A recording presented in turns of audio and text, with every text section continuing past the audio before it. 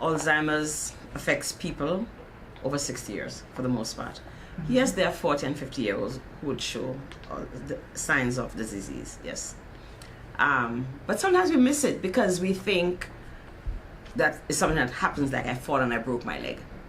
It's a progressive disease, so it starts, have some manifestations, which we often may overlook. Like, you might get a little forgetful, which is really the first signs.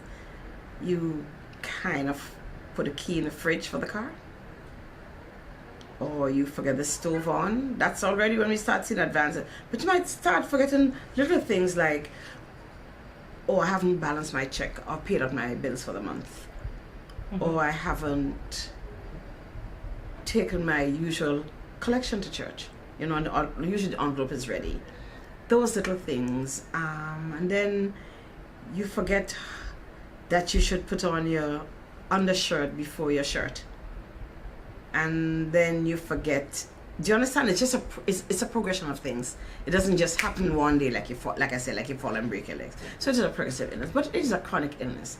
And chronic illnesses are those that are going to last for more than 3 months, that are likely to progress into some level of complication and become more and more difficult to manage. And there's no vaccine or anything that can help it. So you don't really get cured per se, right?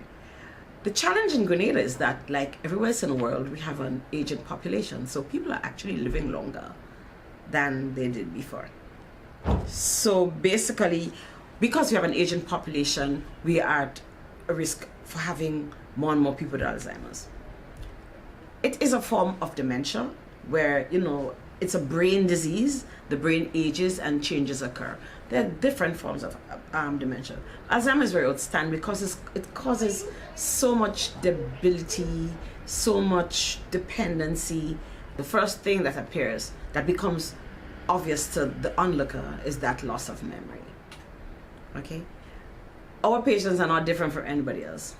What happens in the people with Alzheimer's, they get little plaques, little deposits on the brains of amyloid tissue, some kind of proteinaceous tissue that causes the brain function to change. In some form of dementia, other forms of dementia, the arteries get closed. You've had sugar for a long time, or they just get old and atherosclerotic. So it's a little different. So we're not different from anybody else.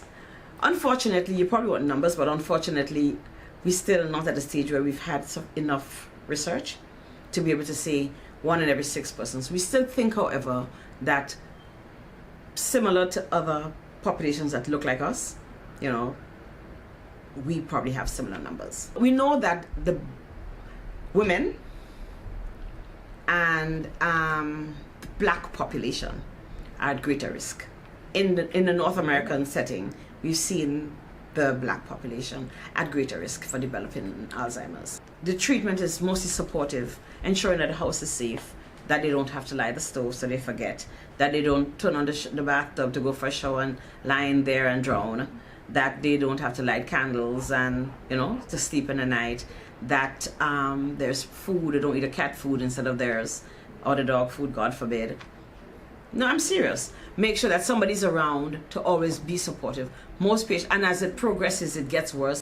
Even though we haven't looked at it with as much intensity as we look at hypertension and diabetes and those other things, having had strokes and stuff, it is going to be a chronic illness for us, like the Americans have presently.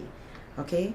They do have a very large population with Alzheimer's, and it takes a very large percentage of the health budget to take care of people who have dementia and specifically Alzheimer's disease.